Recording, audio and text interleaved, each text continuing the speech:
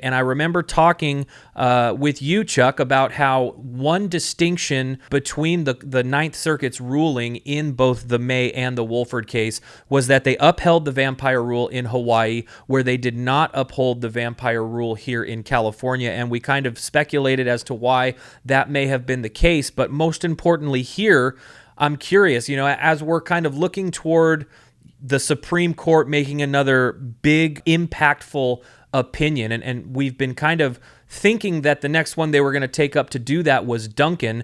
They take up the Woolford case here and they say there's some issue with the history, text, and tradition from the Bruen decision, but we're not necessarily going to focus that. We are limiting our scope on the first question here, which is being able to carry on private property open to the public.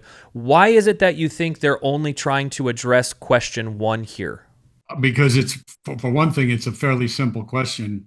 And there is a split now when a vampire rule might or might not be constitutional. Hawaii's was broader than California's. You could grant someone permission orally. You didn't have to post a guns allowed sign, which is what Ninth Circuit required. And I think they also know that it's an easy way for the Supreme Court to weigh in on the Second Amendment on a narrow issue and maybe do some things to set the Bruen methodology straight and to slow some of these lower courts down who are trying to really distort the Bruen decision to uphold unconstitutional laws.